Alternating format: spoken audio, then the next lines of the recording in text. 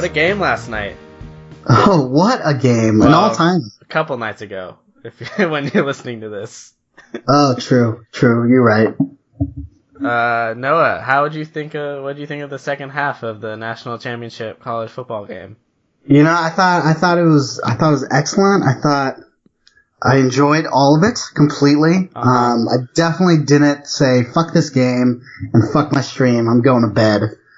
Totally didn't do that. No. I totally didn't miss the game of the year. You can tell I'm not angry. No. Well, and that's kind of one of the things with the East Coast time. You kind of get screwed on sports.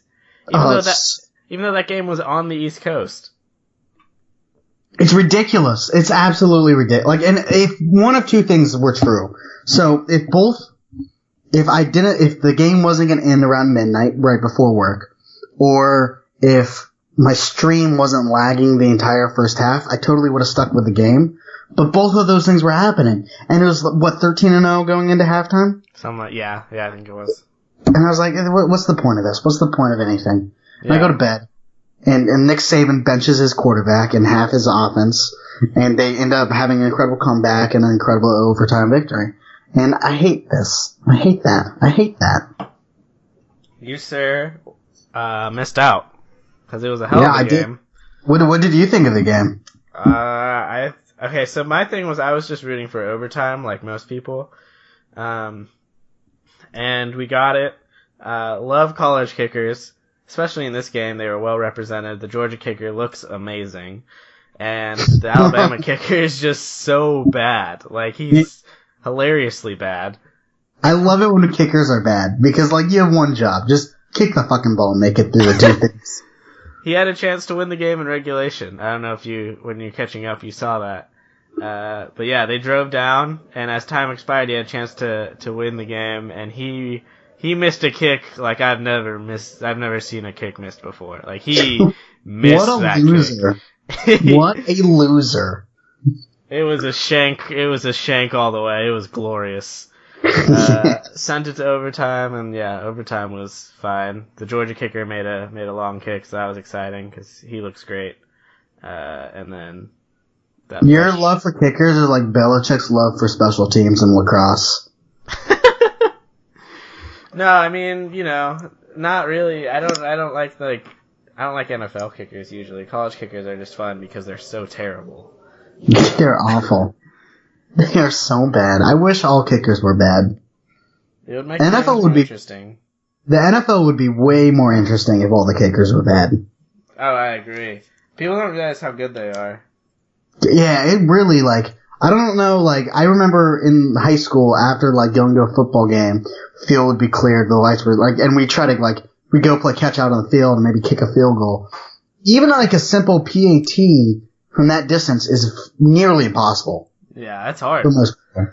Yeah. And they're going out and kicking 58-yard field goals. Yeah.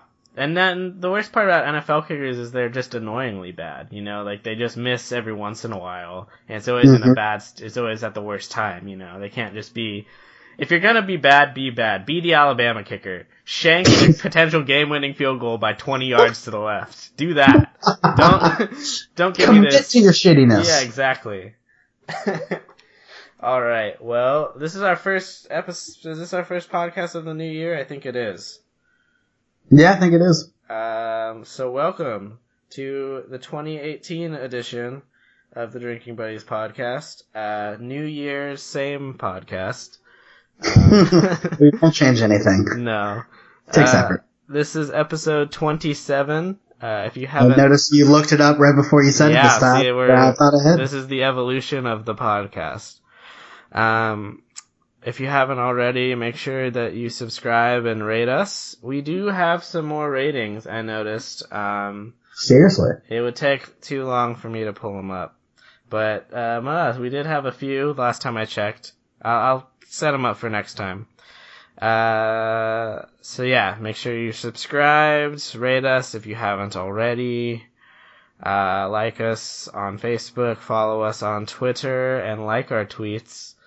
Our YouTube page is going to get updated. It got behind with the holidays and everything, but we'll get back on that. It also takes 9 years for my computer to make one of those videos. I don't think I've made bios for the episodes yet. That's okay. Baby steps. Yeah, we'll get there. Alright, so this episode is going to be a more traditional. We had a lot of special episodes this past... Wait, Aaron. Huh. Oh, what yeah. are you drinking? No, I wasn't talking about what we're doing yet. You're right, Noah. What are you... I'm drinking Modern Times Black House. It's a stout. Because it's winter. I feel like that's a winter beer. And it's good. What are you drinking, Noah? I'm drinking a Belgium-style IPA. It's from Flying Dog Brewery. And I picked it up for 2 reasons. Mm-hmm. Number 1, it is 8.3% alcohol content. And I was like, it's cold. I feel like I deserve that. And number 2, the name of the beer is called Raging Bitch, which I find delightful. That's funny. I like what they did there. You guys have been shafted with the weather. Oh, Jesus Christ. Shafted is putting it lightly. 15 degrees, 10 degrees out one day. It just hurts to be alive in this weather. Oh man, it's been awful waiting out for the bus stop with cars going by and the wind blowing. When I flew in, I only had a hoodie sweatshirt on outside the airport in 10-degree weather waiting for my Uber, which of course he got confused because he's a jerk or something. He's an idiot. I don't know why, but he got confused. So I was waiting outside in 10-degree weather with a hoodie on. I was not too happy. You know what? That doesn't happen in LA. That does not happen. It does not happen in LA. Can you imagine if it was 10 degrees one day in LA? Like, just like one time out of the blue. Like, what would happen? Oh my god. We should have a whole episode on that. Well, LA does love to riot, so. Yes. It's in their blood. It is in our, yeah, absolutely. Alright, so we should get to the topic of this episode. This is going to be a more standard episode. We had some special guests on, and we did some holiday stuff. But this is going to be back to the basics. We're going to talk about a new conspiracy theory that was just drawn to our attention quite recently. And then we'll do pop. We'll each have a trivia question for each other. Give you some hot takes, of course. Tweet of the week, and fuck this thing, as always. So it's really a full gambit today. It's nice to get back, get back to the roots. Yeah, exactly. To where this all began. Right. Which, our last conspiracy theory that we went into detail was that Stevie Wonder? I think so, or was that Paul McCartney. Episode 2? Well, we talked about Paul McCartney with Mark. Oh, right, we did. I forgot about that. Okay. Ignore everything I just said. But you're right. It's been way overdue. Yeah. A good conspiracy theory. So, let's just dive into it. So basically, the conspiracy theory is that, the Holy Roman Emperor Otto III and his homie, Pope Sylvester II, basically forged time, to make themselves begin their rule at the beginning of the new millennium, so in the year 1000, basically. That is a baller move. Exactly. That is a power move, and I dig it. So the conspiracy theory is basically that 300 years of history were actually erased, and that we're currently living in the 1700s, because of the forgery and kind of the cleverness that these two men undertook. Because they kind of switched the calendar to kind of match up dates, and that effect snowballed, and in turn, it is not actually 2018, but it's like 1720 or something. Which is a great conspiracy theory. It's everything you need in a conspiracy theory. It just has, a weird agenda. It has people who just abuse power. Absolutely. It hits all the big ones. Weird agenda, people abuse power. It makes a little bit of sense, enough to where you think, that's not true. But it could be. Mm-hmm. That could be true. Yeah, because as we kind of talked about this before the show, everyone around this time were fucking idiots anyway, so they believe they were dumb people. Yeah, as just they didn't know what the fuck the year was, and and even if they weren't dumb, they were so scared of both the church and the government that would have been, they would be like, oh, it's year 300, 900, and then the Pope was like, no, it's not, and you'd be like, you're right, it's not. That would have been a thing. Yeah, exactly. So, this got us to thinking, if you had this much power, if you were the Holy Roman Emperor, and you had, cause he was like really close with this Pope, growing up, he kind of did him a favor by naming him Pope, I guess, and that was kind of part of this conspiracy theory, was that they just had all the power. Yeah. So if you're the Holy Roman Emperor around this time, and you had the opportunity and the ability to just change some piece of historical fact or the way of life, what would it be? And so I'm curious to see, Noah, what was the thing that you would change? Okay, so I'm assuming if I were emperor, I would have a gigantic ego, Mm-hmm. and like the biggest of all time. And I'd assume that I was essentially God.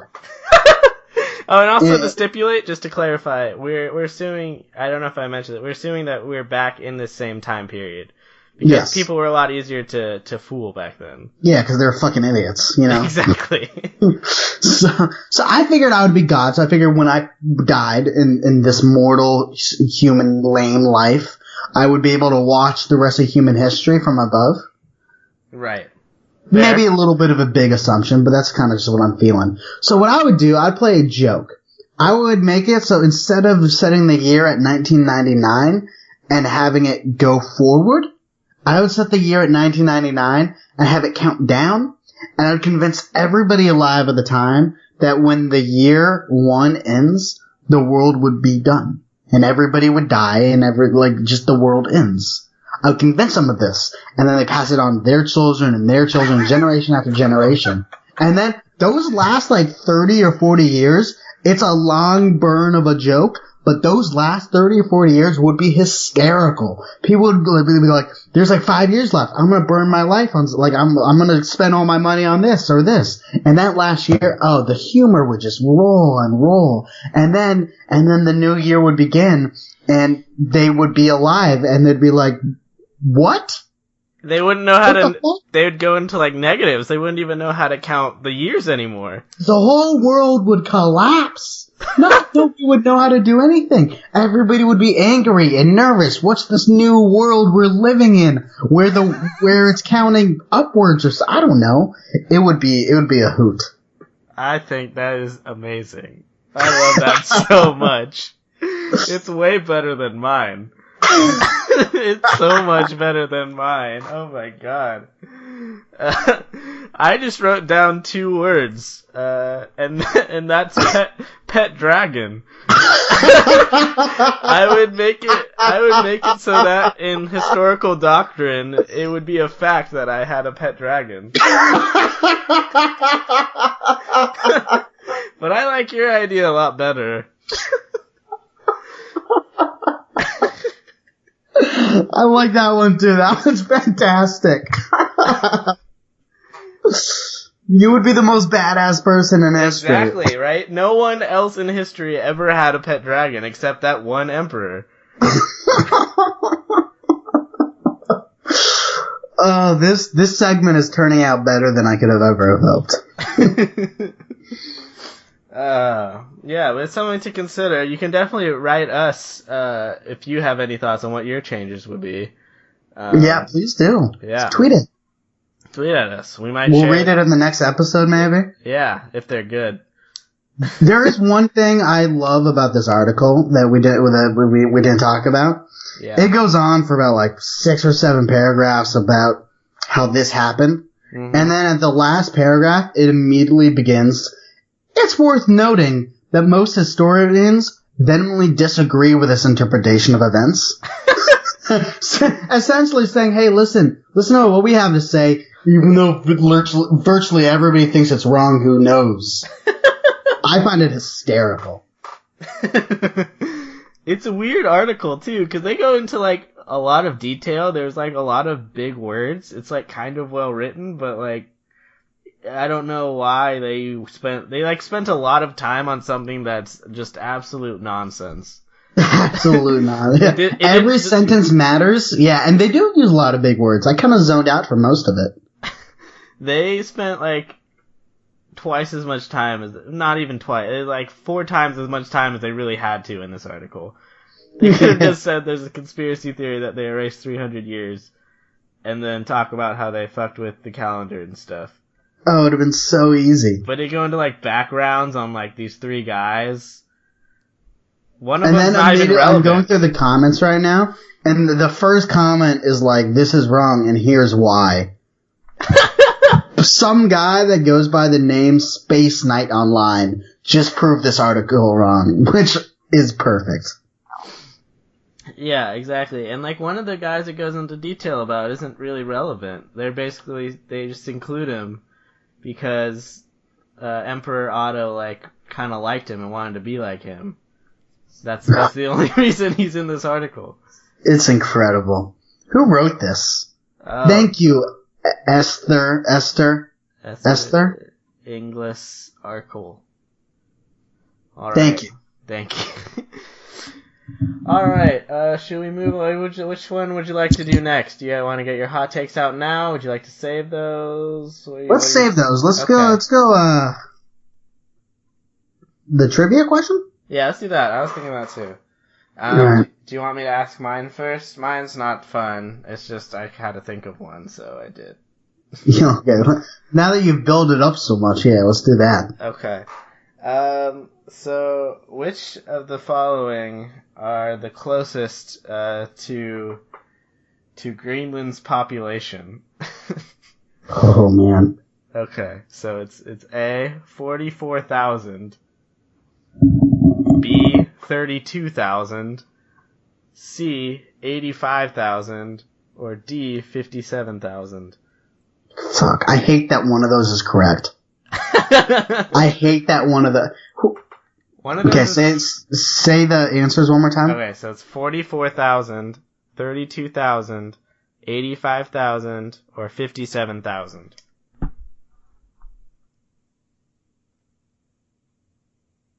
I'm gonna go with A. 44? That would be right if it was the second closest, but it's not. Oh man! You said that my arms were already raised. Yeah, they were. I was already assuming I was right. It's 57,000. Okay. And that's small. Yeah, and their population in their last census, which was 2016, I guess, it was 56,186. So. How big is Portland? Portland's what, like 600,000? Yeah, something like that. Let's see. Portland population. Like, that's crazy how small an entire country is. Yeah, it's 640,000. So what is that, like 1/12 of the population of Portland is Greenland? Yeah, that's pretty crazy. Whoa, that's wild. Yeah. You know what's also wild? The fact that I just did that math in my head. Yeah. Honestly, I wouldn't even been able to call you out if you were wrong. You could have said any number. I am not entirely sure I'm correct, but yeah. Alright, my trivia question. Okay. Who was the first person on the cover of Rolling Stone magazine? A. John Lennon. B. Bob Dylan. 3. The Beatles. 4. Elvis. Did you just go from A to letters to numbers? Wow. Okay, I did do that. That's cool. Call me out. I don't think anybody would have noticed. That's fine.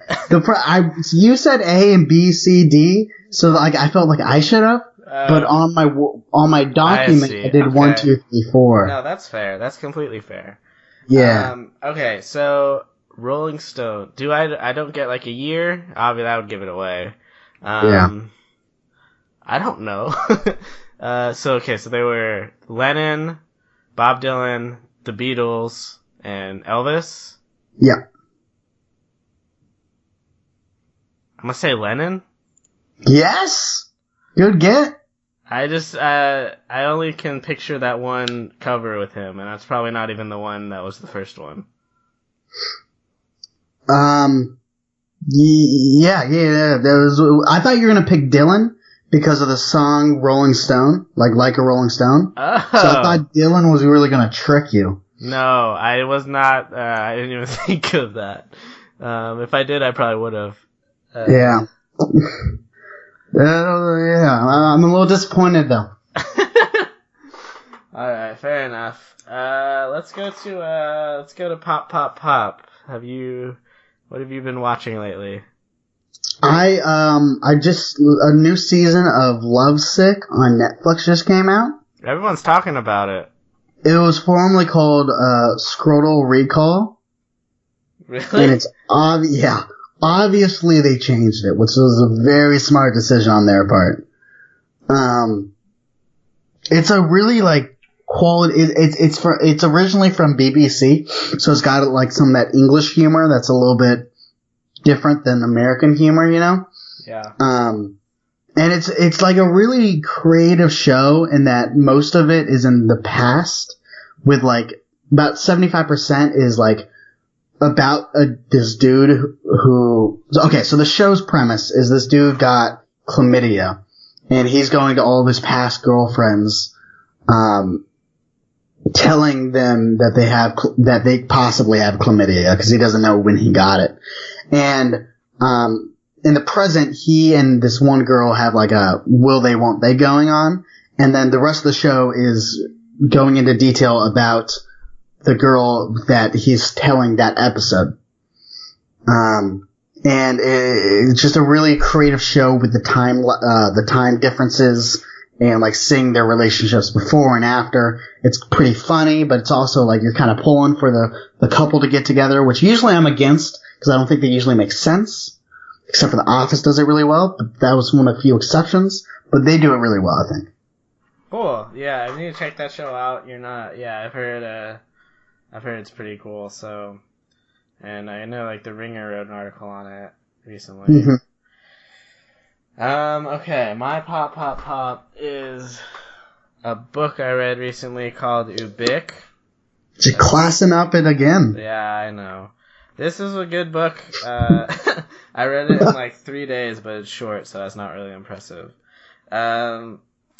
It's by Philip K. Dick, who's one of my favorite authors. I don't know if I've talked about him on the podcast yet. But it's kind of sci-fi-ish, but it's not really sci-fi. It's more like in a sci-fi setting, if that makes sense. He's alright, he was fucking crazy. Like, he was a crazy person. A lot of people, like, think he's schizophrenic, or was schizophrenic. He passed away. Well, that's fun. And they think that just because of, like, reading his stuff. They haven't met him. But they're like, he writes like someone who's schizophrenic. But it's kind of cool because he doesn't write like a normal person. Like, he doesn't write plots, like, linearly, I guess. There's, like, a lot of plot twists and playing with the idea of everything the narrator's telling you could be full of shit kind of thing. I love that. Yeah. I love that so much. Yeah, so plot twists are the greatest thing in the world. Right. But also, like, not trusting the narrator. Like, when I read One Flew Over the Cuckoo's Nest in high school, like, that was super, like, just the idea that you can't trust the narrator. Yeah, exactly. So, yeah, you can check it out. I wouldn't recommend it if you've never read this author before. I would get into his other stuff first, because when he has a problem with first chapters where he doesn't, like, ease you into anything. He just assumes you know all these weird details he's made up in this world. And so he kind of throws it at you. And Ubik is, like, the worst example of him doing that. But, yeah, it's worth checking out him as an author. And if you have, then this book. He wrote the source material for Blade Runner. Oh, cool. Like, one of his books was turned into Blade Runner. And some of his short stories have been turned into movies, but Blade Runner is, like, the best example of one of his things. Yeah. How many books do you read? Like, a month? A month? I feel like you bring a lot of books to the show, you know? You make us smarter than some of us might be. I go in, like, bursts. I'll read, like, a lot, and then I won't read at all for a long time, and then I'll do it again. So I just went through one of those waves. It might be cooling down. We'll see. But yeah, that's kind of how it goes. Yeah, we're a classy show, you know? Exactly. Alrighty. What is next? Tweet of the week or hot takes? You want to save hot takes for like right before fuck this thing? I do. Okay. I also keep forgetting that is a thing. Wait, fuck this thing or hot takes? Hot takes. Okay. I would never forget fuck this thing. Of course. Alrighty. What is your tweet of the week or just recently? Your recent good tweets that may or may not be from this week or the previous week or any week. Whenever really. The last time we did a tweet of the week. Yeah. My tweet is from Brandon Bolton, and he tweeted, I don't know who that is, but somebody retweeted him in my timeline. He tweeted, "Whoever tried to ice me, I just want you to know I unknowingly took my backpack, your target, to the airport. And I went through security only to have the TSA lady pull it out and not even uphold the ICE honor code."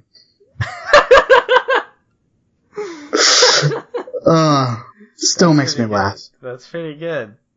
That's messed up. If I was TSA, I would do that and probably get fired immediately, but... You take a knee. You know, you got iced, you take a knee. Exactly. That's how it works. For those who don't know what icing is, because maybe there are some, it's when you get it's when someone hides a Smirnoff Ice, or not even, usually you hide it, and then whoever finds it has to take a knee and drink the whole thing. It's tradition. I saw a video of someone giving it their dad a Smirnoff Ice as a present, like for Christmas, and he unwrapped it, and then but he upheld the code. He took a knee and he did it. So good for him. Exactly. I respect that. Exactly. All right. My tweet of the week is from. Let me pull it up. I don't know how to pronounce the name. Let's see. Give it a try. Give it a whirl. All right. It's Streatham Rovers FC. They're a low division English football club, or soccer, as we call it here, or how it should be called everywhere. And they tweeted. There's two tweets tied together. Okay, the first one says in all caps, "Official request. Can the person leaving dreadful karaoke recordings of I Wanna Sex You Up on the answering machine of our club committee chairman Derek Connor's answering machine please cease immediately?" And then, 12 hours after that, they tweeted, "Frustratingly, the rate of nuisance phone calls have only increased today. Please, anyone that has any information, contact Crime Stoppers on whatever this Crime Stoppers phone number is." So maybe treating people to stop leaving prank phone calls is not a good idea. The internet is an awful place that probably makes the world worse. Yeah. Trump. But this is one of the redeeming parts, when people come together to fuck with people. And then, I'm going through the comments of these, and they're amazing. Someone as a joke was like, "Enough's enough," and they tagged some celebrity, and then he replied, like, "Apologies," and then the team Twitter account replied to him and said, "Is this an admission of guilt? It was a disgusting act and has made the life of a man nearing pension age utterly miserable." Oh my god, it's so funny. That's incredible. So God bless the internet. God bless the internet. Alright, we're moving through these. It's time. It is time for hot takes. Do you have any, or would you like me to start with mine? You can start with yours. Okay, that's Noah's code for he does not have any right now. Well, I'll just tell the one I told you during the playoff games this weekend for the NFL. One of my hot takes is I totally remember that. Yeah, they should ban the quarterback sneak. Oh, right. From the NFL, because it just makes. I just don't think it's a fun play, and I don't think it's it's just very anticlimactic when a quarterback just falls forward on like a big 4th and 1 or whatever. Right? Yeah. There's no drama. It's like almost always successful, which is the same reason they got rid of the short PATs. They moved that back because they were like 90 whatever % success. And I feel like that's what quarterback sneaks are, so I feel like that could be the next thing to go. Noah took that a step further. Did I? What did I say? No, you didn't. What was your hot take about the rules? Oh, man, I can't remember. I can't find it. I'm sure I have a lot of hot takes. If it's 4th and 2 or shorter, you have to go for it. I think that'd be fun.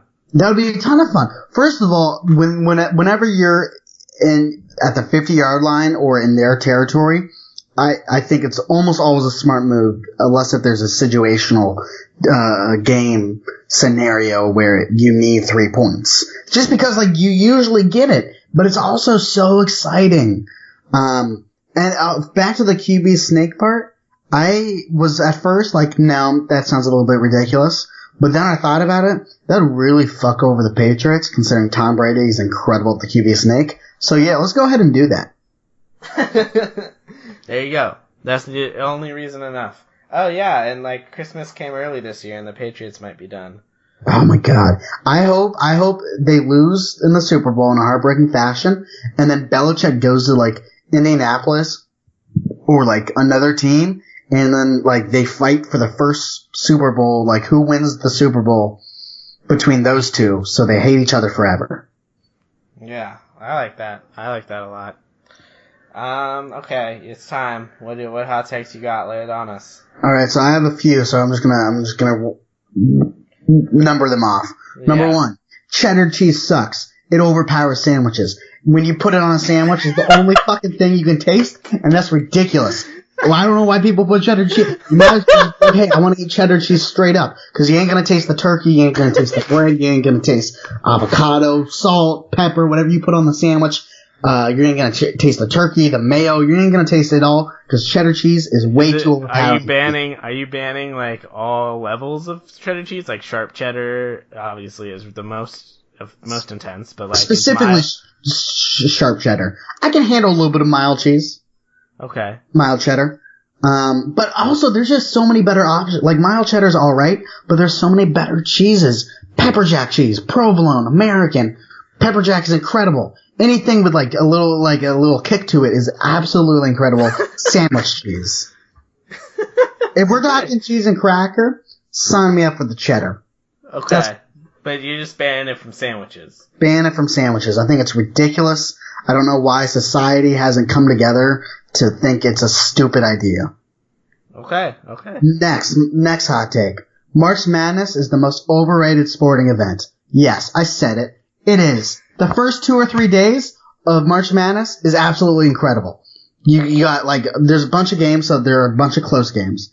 And then the Final Four is really good TV. Everything in between is shit. Okay, well, so explain that to me. At what point does it become shit? Because there are not enough games, where it feels like every game is close and there's a bunch of upsets, but it's not the top tier teams playing for the championship yet.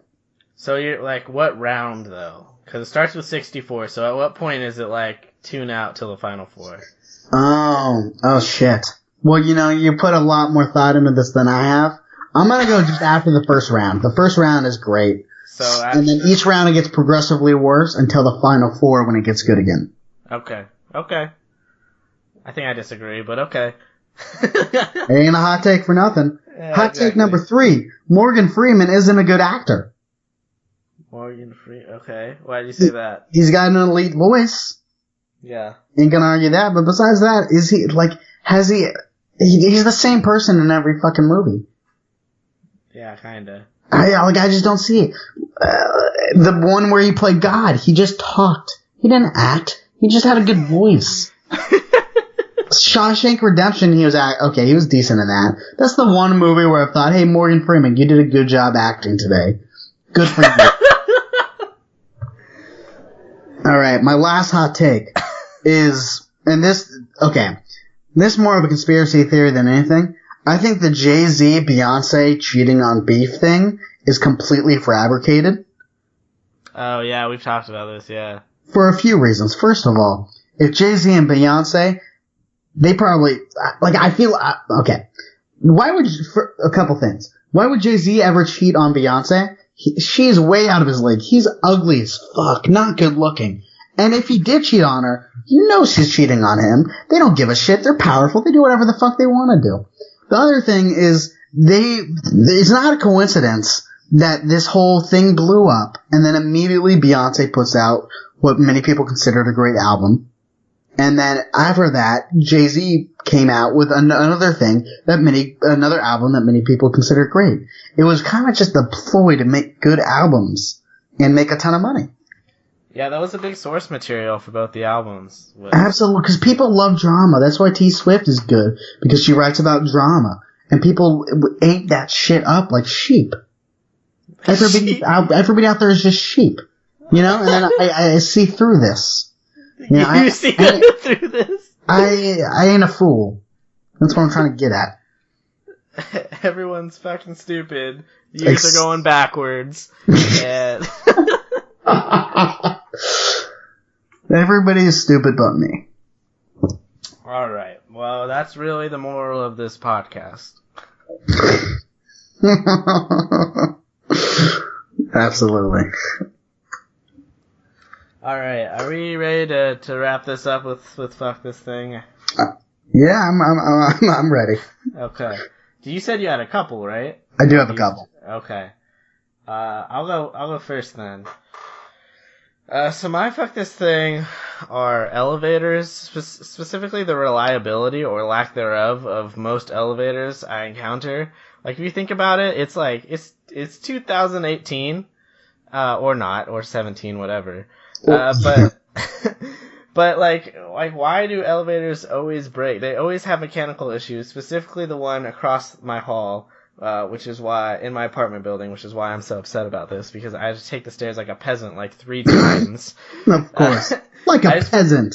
I feel like they should just be more reliable by now. I feel like this was an issue for the early 2000s at best. I could not agree more with you, because escalators are always constantly broken as well. That's true. I think it's a conspiracy. I think they could easily fix it one time and it would be fine for 10 years, but then a bunch of, like, the people that fix things, you know, those engineers, is that the right word? Technicians? Okay. Would be out of jobs. So I think they're all temporary fixes. Because on my commute, I take the subway to work, and pretty much every week, one of the escalators are down. Uh-huh. How is that possible? That shouldn't be possible. Switch out the cord that moves the stairs. I don't know how it works, but it definitely doesn't need a break every fucking week. That's ridiculous. They're just trying to keep a job. That's a good conspiracy theory. I truly believe it. It's a big cover-up. Yeah, absolutely. Alright, what's your fuck this thing? I got 2. Number 1 is fuck John Gruden. He's an average coach making $100 million for a 10-year contract. His Super Bowl team was given to him. And then he has a worse winning percentage than Jason Garrett of the Dallas Cowboys, who is not that great. That's fair. I mean, that's all reasonable points. Yeah, I think I'm excited to watch it crash and burn. I just had to get that off my chest. Did you watch any of the press conference? Because it's pretty fucking hilarious.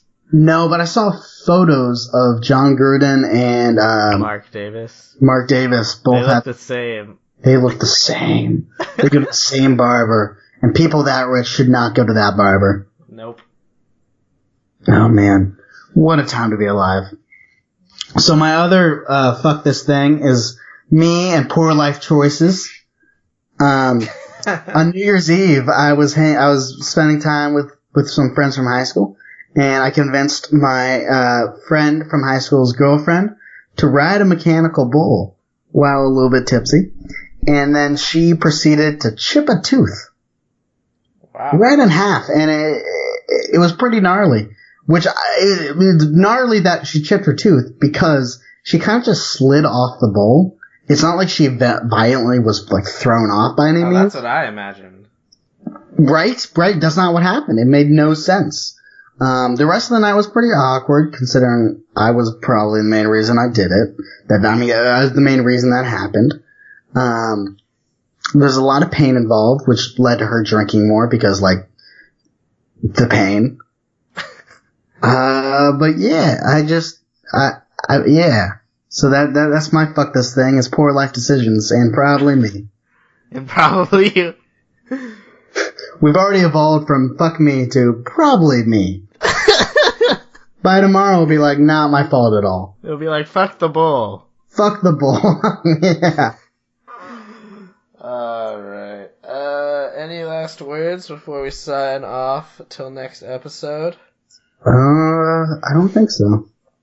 Noah is again rocking his greatest shirt of all time, and I also still do not have it. I will mail it at some point in 2018. That is my New Year's resolution. If we can only hope. Alright, well with that, have a great week everybody. Have a good week.